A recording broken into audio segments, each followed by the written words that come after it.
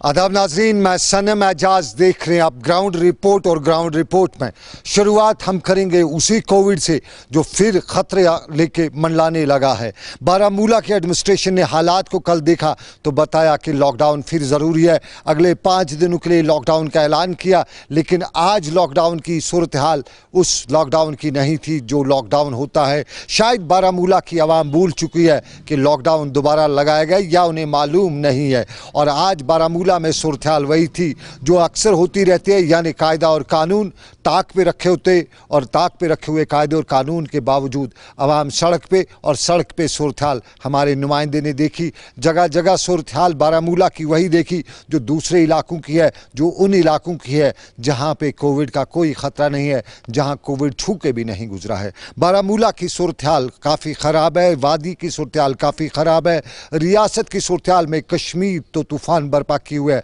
जम्मू में कदरे नरम सूरत हाल है, मुल्क में तादाद 30 लाख से ऊपर हो चुकी है। और बारामूला की आवाम आज इस कोविड लॉकडाउन के दौरान कुछ समझने से कासिर ही नज़र आ रही थी।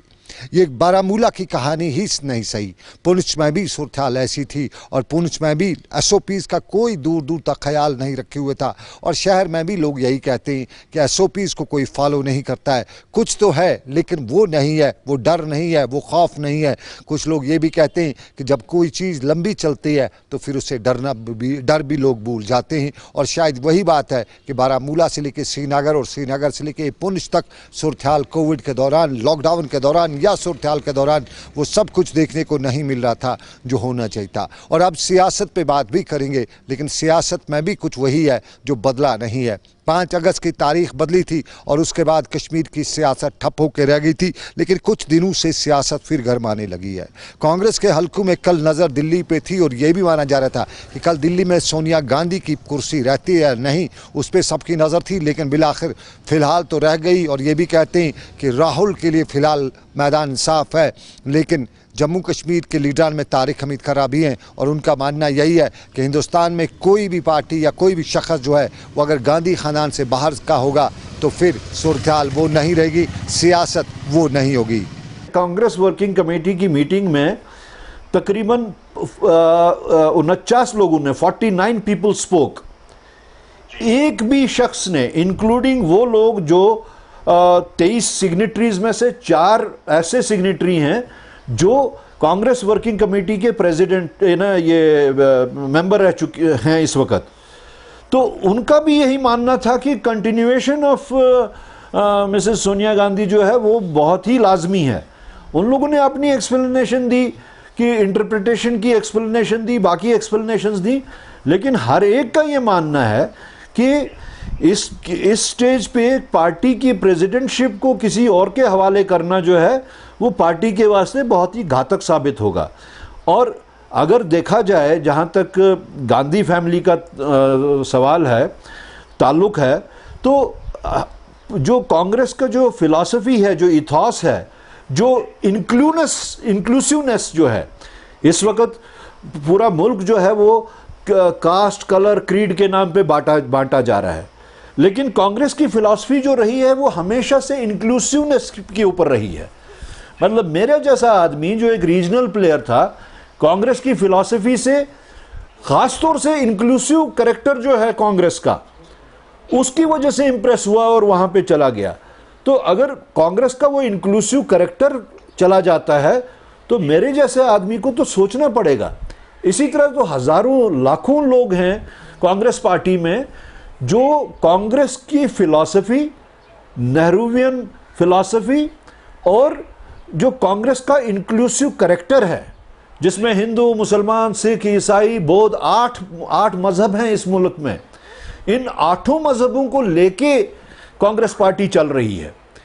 तो ये तो इस वक्त जो है वो तो पूरे जो आइडिया ऑफ इंडिया है, जो आइडिया ऑफ जो प्लूरलिस्टिक पॉलिटिक्स है, उसके एक चैलेंज है और उसके ऊपर ये एक ख़तरा लाहक है। और उस स्टेज पे ऐसे प्रेसिडेंट को हटाना, और वो भी ऐसे प्रेसिडेंट को जिनके ऊपर ये टाइम एंड अगेन ये इल्ज़ाम लगाया जाता है कि ये इंक्लूसिव करेक्टर लेके चल रहे हैं, उनके ऊपर इल्ज़ाम लगाया जाता है कि ये सेक्युलर करेक्टर लेके चल रहे हैं। जो लोग कॉन्स्टिट्यूशन में से वर्ड सेक्युलर को भी निकाल देना चाहते हैं और जिनकी वजह से जिनका दबाव उनके ऊपर है, उनको आप कहते हैं कि आप हटा दीजिए या आप पार्टी का जो है वो एक चेंज आनी चाहिए। तो ऐसी बात नहीं है। यहाँ पे हमने ये देखना है, कांग्रेस वर्किंग कमेटी ने ये देखना है कि उसका प्रोज एंड कॉन्स क्या हैं। इस वक्त अगर मेरा मानना ये है, जो कि मैंने अपनी राय वहाँ पे भी रखी, मेरा मानना ये है एज ए पर्सन जो एक ऐसी रियासत से आता है जहाँ टर्मोइल आज का नहीं है, साल का, दहाइयों का है। मेरा मानना यह है कि अगर मुल्क में कोई ऐसी जमात जो इंक्लूसिव करैक्टर रखने वाली हो अगर ना रहे, तो फिर तो हम जैसे लोगों का जिंदा रहना भी मुश्किल हो जाएगा। हाँ, आप इसको हिंदू राष्ट्र डिक्लेयर करना चाहते हैं और दूसरी साइड से सोनिया गांधी और राहुल गांधी इस वक्त फ्रंट फुट पे खेल रहे हैं और बीजेपी को इस चीज़ के वास्ते नाक में नकेल डाले हुए हैं। तो हम जैसे लोग तो ये नहीं बर्दाश्त करेंगे कि इवन इफ ट्रांजिशन की कोई ऐसी बाकी मजबूरी होगी, लेकिन हमारे जैसे लोग जो इंक्लूसिव कैरेक्टर की वजह से कांग्रेस में हैं, तो हमारे वास्ते तो ये मुश्किल होगा। दिल्ली में सरफटोल नजर आई थी कांग्रेस की और कश्मीर में भी कुछ कम नहीं था। मोंगा की चिट्ठी और उसने कश्मीर, जम्मू कश्मीर की कांग्रेस को हिला के रखा। लद्दाख से कांग्रेस के कुछ लोग पहले ही निकल चुके हैं और जम्मू कश्मीर में भी कल ऐतराज़ था कुर्सी का, और ये कुर्सी गुलाम अहमद मीर की थी, जिस पे मोंगा ने ऐतराज़ करते हुए चिट्ठी लिखी सोनिया गांधी को। ताहम आज अपनी ताकत का सामने लाते हुए, ताकत को शक्ति प्रदर्शन जिसे हिंदी में कहते हैं वो करते हुए, गुलाम अहमद मीर ने श्रीनगर में बता दिया कि अभी फ़िलहाल उन्हें इस कुर्सी से कोई हिला नहीं सकता है। श्रीनगर में कांग्रेस की आज मीटिंग भी हुई, जम्मू कश्मीर की सियासत पर भी बहस की गई, लेकिन आज की इस मीटिंग में सबसे बड़ी नज़र या सबसे पहली नज़र यही थी कि मोंगा ग्रुप में कितने लोग हैं और गुलाम अहमद मीर के साथ कितने हैं। ये फिलहाल आज की इस मीटिंग में, और इसी पर गुलाम अहमद मीर ने सियासत पर भी बात की। ये कांग्रेस के गलियारों की खबर, लेकिन पीडीपी के साथ साथ बीजेपी और नेशनल कॉन्फ्रेंस भी सियासत में आगे चल रही हैं। और आज श्रीनगर में बीजेपी ने भी मीटिंग बुलाई थी और इस मीटिंग में रविंद्र रैना भी थे, कविंदर गुप्ता भी थे, दूसरे सभी लीडरान थे, चाहे वो जम्मू के हों या मरकज़ से भी कुछ लीडर आए हुए थे। और श्रीनगर में आज की इस मीटिंग के दौरान रियासत की सियासत पर तो बहस की गई, ज़मीनी सूरत-हाल को परखा भी गया, लेकिन मुद्दा आज की इस मीटिंग का कुल मिला के यही देखने को मिला कि नई दिल्ली के फैसलों पर अदम एतमाद नहीं बल्कि इत्मीनान का इज़हार किया गया। 370 के हटाए जाने पर बीजेपी ने आज इत्मीनान का इज़हार किया, 35A को ख़त्म करने पर बीजेपी लीडरान ने श्रीनगर में इत्मीनान का इज़हार किया, वेस्ट पाकिस्तानी रिफ्यूजीज़ को बसाने पर इत्मीनान का इज़हार किया, और यहाँ की जो सियासी जमातें नेशनल कॉन्फ्रेंस, पीडीपी, कांग्रेस, उन पर शदीद तनकीद के निशाना, उन्हें तनकीद की गई। और तनकीद करते हुए बीजेपी लीडरान ने यकजुट होकर बताया कि वो अपनी दुकान चलाने के लिए इस तरह की सियासत कर रही है। गुपकार डिक्लेरेशन पर भी सवाल उठाए और नेशनल कॉन्फ्रेंस से लेकर पीडीपी तक के बयानात को तनकीद का निशाना बनाया गया। बीजेपी खुश तो पीडीपी नाखुश। पीडीपी नाखुश इसलिए क्योंकि महबूबा मुफ्ती बराबर कैद में है, पाबंद सलासल है, और इसी चीज़ को लेके पीडीपी का हर लीडर महबूबा मुफ्ती की रिहाई की बात करता है। लेकिन कल श्रीनगर में जो आला इमरजेंसी मीटिंग बुलाई थी, उस दौरान जो कुछ भी खलफशार देखने को मिला, उसके बाद और भी सवाल उठ रहे हैं, और इन्हीं सवालात के घेरे में आज दोबारा पीडीपी आ रही है। और आज भी लोग यही पूछ रहे हैं कि आखिर पीडीपी में कौन से वो लोग हैं जो खुद पीडीपी को तोड़ने की कोशिश करें। कल एक कोशिश की गई थी तोड़ने की, वो कामयाब नहीं हुई, लेकिन आगे कब तक होगा, क्योंकि माजी में पीडीपी को तोड़ते तोड़ते उसका वजूद बिखेर के रखा गया है। आगे क्या कोई कोशिश होगी, ये भी देखने वाली बात है। लेकिन रऊफ भट्ट पीडीपी के सीनियर लीडर श्रीनगर से, हमने उनसे यही पूछा कि क्या है सूरत हाल पीडीपी के अंदर। मैडम महबूबा मुफ्ती जो पार्टी प्रेसिडेंट है वो पीडीपी है, पीडीपी महबूबा मुफ्ती है। उसके बगैर जो है न पावर यहाँ है न पावर वहाँ है। पावर जो है वो गुफ्कार मैडम महबूब मुफ्ती जो पार्टी प्रेसिडेंट है वही सरबराह है, वही होली एंड सोली है, वही पीडीपी है, पीडीपी वही है। पीडीपी कभी 4 पीस के, जिन्हें कभी कुछ लोग 4 पीर भी कहते हैं, कुछ लोग कहते हैं 4 पावर सेंटर्स जो पीडीपी में थे, जिनके आमतौर पे जब बात की जाए तो कहा जाता है कि पीडीपी को दबोचने, इस हालत तक पहुंचाने के लिए वो 4 जिम्मेदार हैं। क्या आज भी वो 4 एक्टिव है? देखिए इस पे ये चीज़ें जो है, देखिए इंसान माजी में हर एक इंसान से गलती होती है, कहीं पर गलती होती है, कहीं पर ठीक चीज़ें होती है। ज़िंदगी स्ट्रगल का नाम है। ये चीज़ें कहीं गलती हो फिर उस चीज़ पे फोकस करना कि यही चलाते हैं वही चलाते हैं, ऐसा कुछ नहीं होता है। पार्टीज़ में इख्तलाफ राय हो सकती है, डजंट मीन्स कि पार्टी यूनाइट नहीं है। पार्टी यूनाइट है, इख्तलाफ राय हो सकती है कहीं पर, वो माजी में भी हुई होगी, तो इसके माने ये नहीं है कि पार्टी जो है कहीं पर तफर्रुक का शिकार है। पार्टी यूनाइट है मैडम महबूबा मुफ्ती की लीडरशिप में। नहीं, कल हमने जो देखा, जो ये सारा खेल खेल रहा था, निज़ामुद्दीन भट्ट से शुरू हुआ और उसके पीछे जो लोग थे वो कभी पार्टी के लिए कहा जाता है बड़े जिम्मेदार थे, पार्टी को डुबोने के लिए, वो दोबारा कभी उनके इधर उधर डगमगाते भी रहे, लेकिन अब दोबारा पार्टी में आ चुके। देखिए इस पे कोई किसी पे इल्ज़ाम लगाना ये ठीक नहीं है। मैं ये समझता हूँ कि हर एक इंसान जो है यहाँ के लोगों के लिए काम कर रहे हैं, लोगों के जज्बात एहसासात के लिए काम कर रहे हैं। सब ने कुर्बानी दी है। 1 साल के बाद ये जेलों से छूटे हैं, अभी भी ये घरों में नज़रबंद है। तो इस तरह इस टाइम पे किसी पे इल्ज़ाम लगाना, कोई लाइकिंग डिसलाइकिंग, ऐसी कोई बात नहीं है। पूरी पार्टी मैडम महबूबा मुफ्ती की लीडरशिप में, उसकी लीडरशिप में हम ताबेदार सारे हैं। और जो है मैंने पहले भी अर्ज़ की कि पीडीपी महबूबा मुफ्ती है, महबूबा मुफ्ती पीडीपी है। आपसे जितने भी सजेशंस आप दे रही हैं, कहते हैं जब तक महबूबा मुफ्ती को रिलीज़ नहीं किया जाएगा कोई एक्टिविटीज़ नहीं होगी, ये आपकी पार्टी। लेकिन एक्सपर्ट्स मानते हैं, लोग मानते हैं कि जितनी महबूबा मुफ्ती जेल रहती है इतना पीडीपी का ग्राफ अवाम में बढ़ता जा रहा है। तो महबूबा मुफ्ती को रिलीज़ कराना पार्टी का ग्राफ कम करने के बराबर नहीं है? देखिए ऐसी बात नहीं है। देखिए मैडम महबूबा मुफ्ती जो है न थकने वाली है न झुकने वाली है। ये तो साबित हुआ, वक्त ने ये साबित कर दिया कि वो तर्जुमानी करती है लोगों के एहसासात और जज्बात की।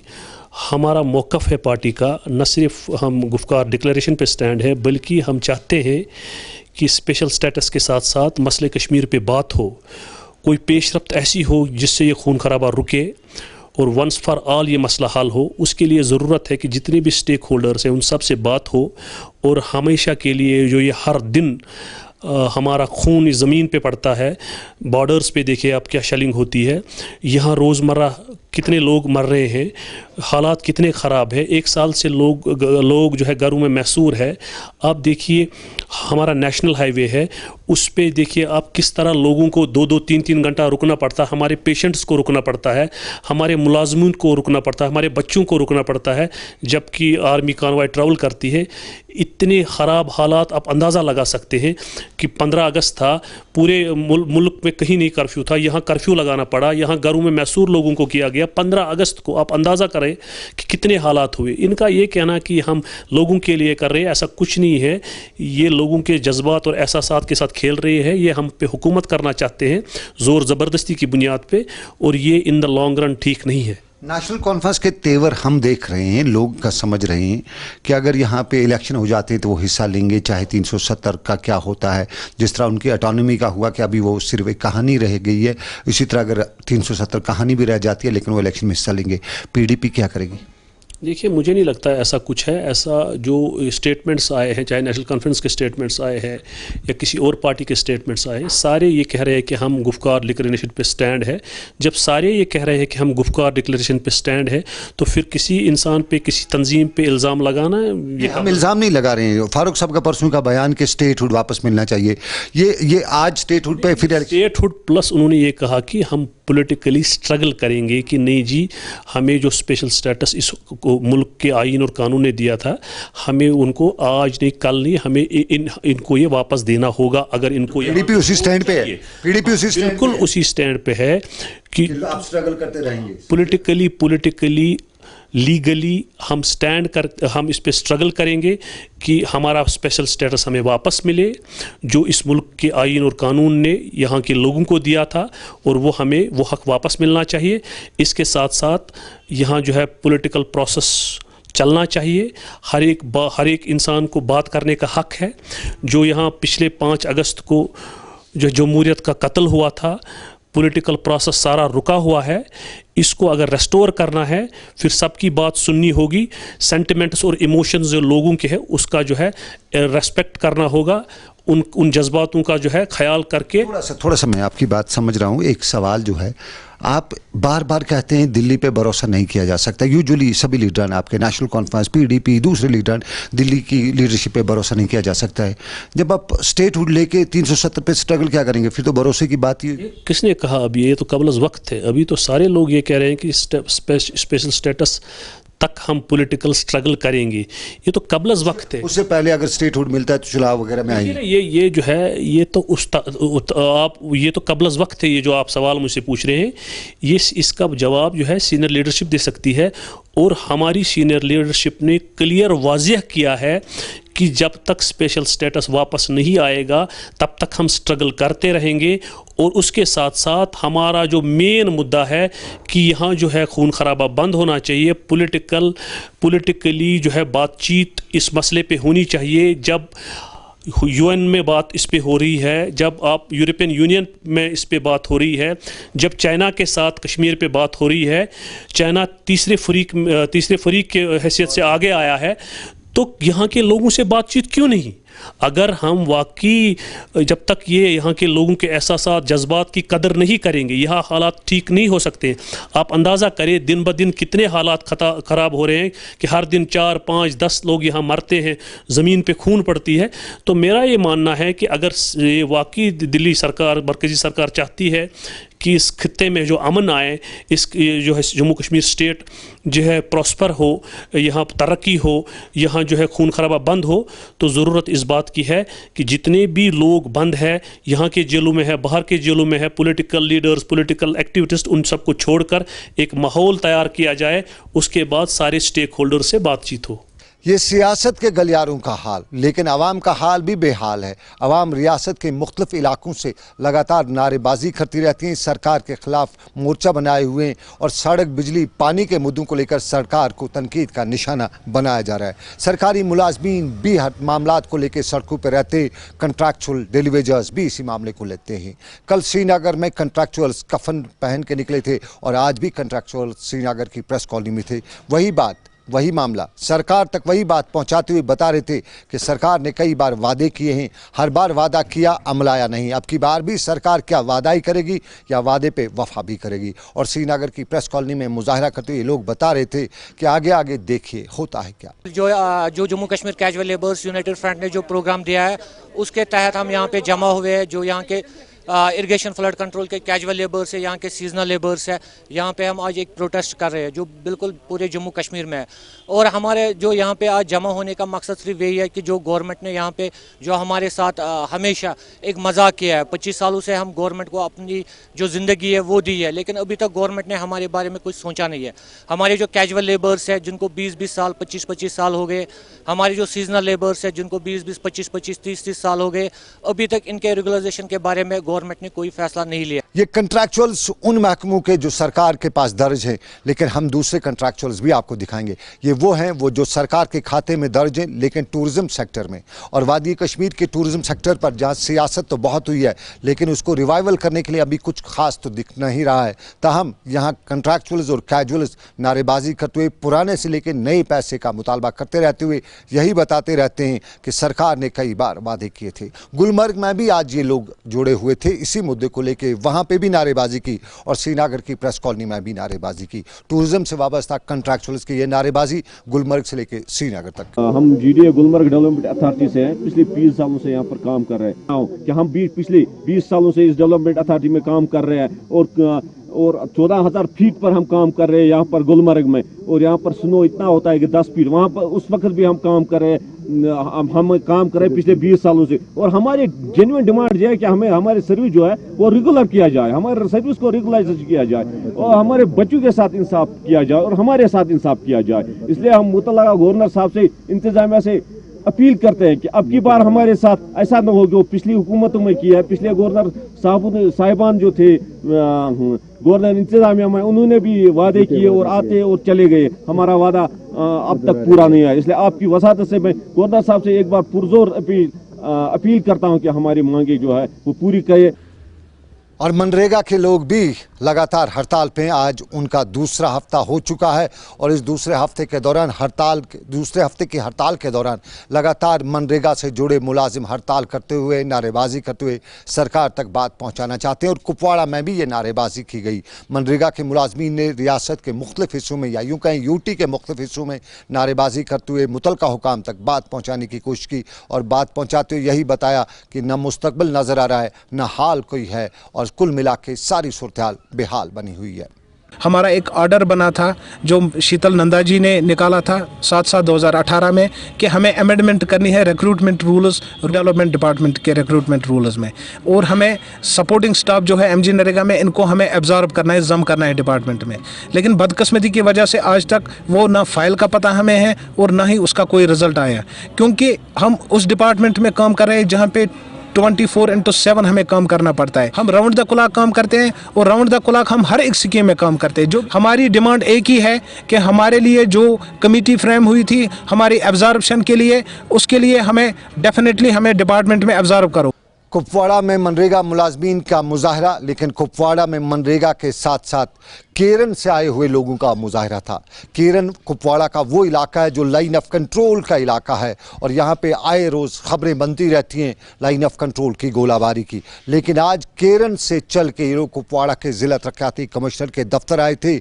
मामला कोई बड़ा नहीं था, मामला था कि केरन का तहसीलदार कुर्सी खाली तहसीलदार नहीं, और कुर्सी खाली होने की वजह से न उनके बच्चों का डीओबी बन सकता है, न उनके बच्चों का डोमिसाइल बन सकता है, न उनका स्टेट सब्जेक्ट बन सकता है, न उन्हें राशन कार्ड बन सकता है। और कुर्सी खाली होने की वजह से, केरन के तहसीलदार की कुर्सी खाली होने की वजह से वहाँ की आवाम को परेशानी का सामना करना पड़ता है। और अपनी परेशानी लेकर वो कुपवाड़ा में ज़िला तरक्याती कमिश्नर के दफ्तर पहुँचे हुए थे बात पहुँचाने के लिए। केरन के लिए कुछ हो सके, कोई काम बड़ा नहीं, एक तहसीलदार को भेज दीजिए। कम से कम 100 फाइल है, ना हमारा डोमिसाइल बन रहा है, ना हमारी एएलसी बन रही है। केरन में बिल्कुल 3 महीने से तहसील बंद है। सिर्फ जिस दिन डीसी साहब गए थे उस दिन तहसीलदार साहब एक दिन गए और डीसी साहब के साथ वापस आ गए। हमारी डिमांड ये है कि मेहरबानी करके हमें जल्द से जल्द केरन में तहसीलदार को तैनात किया जाए। और जो आज 4th क्लास की लास्ट डेट है जो फार्म भरने की, कम से कम 7000 पोस्ट जो है एएलसी कैटेगरी के लिए निकली है। लेकिन हमारे केरन में इस वक्त कम से कम 150 बंदों की एएलसी पेंडिंग है। तो मैं गुजारिश करता हूँ एक तो डीसी साहब से मेहरबानी करके वो आला हुकाम से कहें एक तो डेट एक्सटेंड की जाए और फौरी तौर केरन में तहसीलदार साहब को तैनात किया जाए। केरन कुपवाड़ा के लोग और कुपवाड़ा पहुंचे हुए थे तहसीलदार की खाली कुर्सी को बचाने के लिए। लेकिन आपको नाजरीन बताते चलें कि मुक़द्दस आयाम यानी मुहर्रमुल हराम के मुक़द्दस दिन चल रहे हैं और इस दौरान पानी की सबीलों का एक मामला बहुत पुराना है। बहुत पहले से पानी की सबीलें रखी जाती हैं और पानी की सबीलें रखते हुए लोगों को पानी पिलाया जाता है। शरबत वाला पानी होता है, कहीं साफ पानी होता है और रज़ाकाराना तौर पर ये देखने को मिल रहा है। और बडगाम में ये सबीलों का सिलसिला आज भी जारी था और आज भी इस मुहर्रम के आयाम के दौरान जो मुहर्रम के जुलूस या मुहर्रम के साथ वाबस्ता लोग हैं उनको पानी की सबीलों से पानी पिलाया जाता था। पानी जो वो पुरानी याद ताज़ा करता है, जो उस वक़्त की याद ताज़ा करता है, जो तारीख़ का हिस्सा है, और उसी पानी की सबीलें आज पिलाई जाती थी। इसके ज़रिए हम लोगों तक ये पैगाम पहुंचाना चाहते हैं कि इमाम हुसैन अलैहिस्सलाम ने जो आज आयाम एज़ा चल रहे हैं करबला में किस मकसद के लिए अपनी कुर्बानी पेश की है। और पानी, जहाँ तक सवाल है पानी देना इस सवाब है। इसमें ये नहीं समझते हम कि ये कौन है, लेकिन पानी देना सवाब है। और इस पानी को हम शोहदाए करबला की यादगार में हम यहाँ लोगों को पानी पिलाते हैं। और अब आपको श्रीनगर के छानपोरा के खान कॉलोनी के लोगों की बात भी पहुंचाते रहेंगे। अरबाब इक़्तिदार तक ये बात कि छानपोरा के लोग श्रीनगर की प्रेस कॉलोनी में आए हुए थे, बात बता रहे थे कि उनके इलाके में पीएचई डिपार्टमेंट पाइपें बिछा रहा है, लेकिन पाइपें किस तरह की बिछा रहा है वो थोड़ा सा उस पर वाविला उठा रहे थे। हम खान कॉलोनी छानपोरा से आए हैं। आपकी वसातत से हम एक बात कहना चाहते हैं गवर्नमेंट से। 27 दिन पहले एक ठेकेदार आया, उसने हमारे गलियों में कुछ वाटर की पाइपें डाली, पानी की पाइपें डाली। तो ठीक है, उसने डाली, 5-6 गलियां हैं। एक गली में उसने डाली पाइप 1 इंच खान कॉलोनी में, बाकी जो गलियां हैं उसमें उसने 1.25 इंच पाइप डाला। हमने उसको कहा भाई ये क्या मसला है, एक ठेकेदार भी एक है, ये एजेंसी भी एक ही है, डिपार्टमेंट भी एक ही है, कॉलोनी भी एक ही है। एक गली में आप डालते हैं 1 इंच पाइप, दूसरे गलियों में आप डालते हैं 1.25 इंच, इसका क्या मसला है? इसने कहा ये जी ऐसा ही चलता है, वो है ये है। फिर हम गए AEE के पास, उसको हमने कहा भाई आप हमें अपना वर्क ऑर्डर दिखाइए, जो हमारे अलॉटमेंट है वो दिखाइए। उसने हमें वहाँ से धक्के दे के निकाला, उसने कहा मेरे पास कोई वर्क ऑर्डर नहीं है। अब हम गवर्नमेंट से इतना कहना चाहते हैं कि अगर 1.25 इंच ही है वर्क ऑर्डर में तो हमें कोई एतराज़ नहीं है। अगर 1 इंच है तो ये डिस्क्रिमिनेशन क्यों? एक गली में 1 इंच की पाइप, दूसरे गलियों में 1.25 इंच की पाइप, ये डिस्क्रिमिनेशन क्यों है हमारे साथ? तो चलिए, ये था हमारा आज का ग्राउंड रिपोर्ट। आज के ग्राउंड रिपोर्ट से बस इतना ही। मुझे मेरे साथी आबिद कादिर के साथ दीजिए इजाज़त। ऊपर वाले की रही मर्जी, फिर करेंगे आपसे मुलाकात। आप रखिए अपना ख्याल। अल्लाह हाफिज़।